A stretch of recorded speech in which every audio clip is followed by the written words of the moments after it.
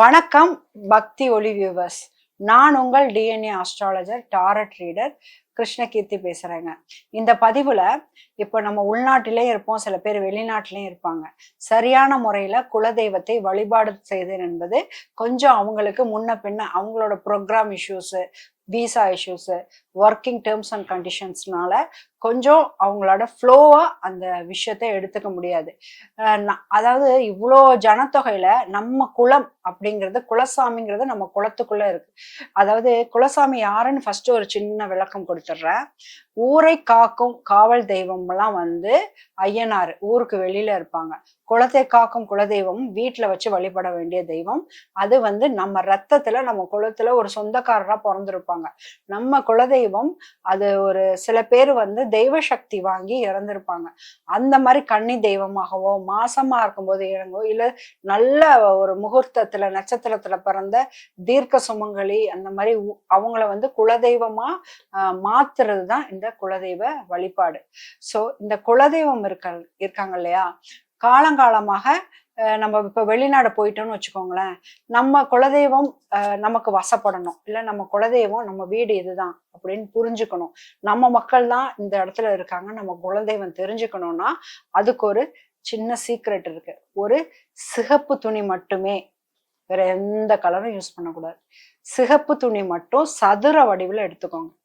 நல்லா வாஷ் பண்ணுங்க. கடையிலேருந்து புது துணியா வாங்கிட்டு வந்திருந்தாலும் சரி, வாஷ் பண்ணணும்.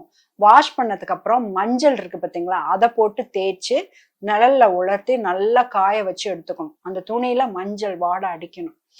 அப்படி ஒரு துணி வச்சு மஞ்சளால நிரப்பிக்காங்க. அதுக்கப்புறம் ஒரு 5 ரூபாய் வைங்க.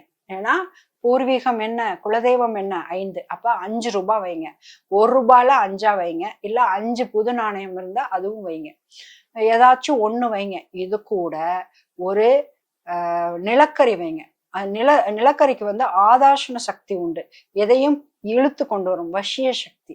அதை வைங்க. வச்சதுக்கு அப்புறம் நம்ம குலதெய்வத்தை பேரை இப்படி வந்து கையில வந்து சந்தனம், மஞ்சள், தாழம்பு குங்குமம், பச்சை கற்பூரம், ஏலக்காய் பொடி, கிராம்பு பொடி, இது அனைத்தும் வச்சுக்கோங்க.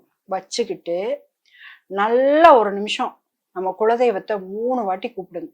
ஏன்னா உங்க குலதெய்வம் உங்க டிஎன்ஏல தான் இருக்கு, வேற எங்கேயும் இல்லை. அதனாலதான் எங்க வேணா நம்மளால கூப்பிட முடியும்னு சொல்றோம். முடிஞ்ச அளவுக்கு ஃபாரின்ல இருக்கிறவங்க அம்மா அப்பா கிட்ட கேட்டு குலதெய்வ கோயில் வாசல் மண்ணு அதெல்லாம் இருந்தா எடுத்து அனுப்ப சொல்லுங்க. கிடைக்கலனாலும் பரவாயில்ல.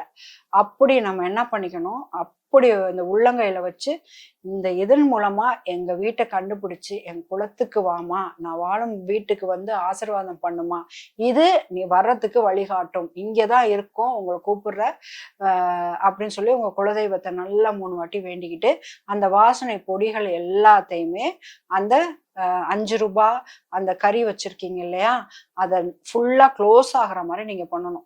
இதுல வந்து பச்சை கற்பூரம், அந்த பால் சாம்பிராணி எல்லாமே இருக்கணும். முக்கியமா பால் சாம்பிராணி இருக்கணும்.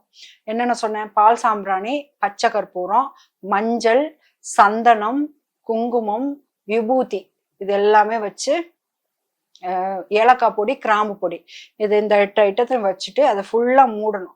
அந்த 5 ரூபாயும் அந்த கறிக்கட்டு. அதனால கறி வந்து சின்னதா வைக்கிறதும் பெருசா வச்சுக்கிறதும் உங்க இஷ்டம். நீங்க போடுற இந்த பவுடர்ஸ் வந்து அந்த கறியை முழுவதுமாக மூடி இருக்க வேண்டும். அந்த அளவுக்கு உப்பி போடணும். நீங்க போட்டுட்டு நல்லா டைட்டா ஒரு அந்த குபேர முடிச்சுன்னு சொல்லுவாங்களா, ஒரு மூட்டை அந்த மாதிரி நல்லா கட்டி நிலவாசல்ல தொங்க போடணும். நிலவாசல்ல தொங்க போட்டுட்டு எவ்ரி வெள்ளி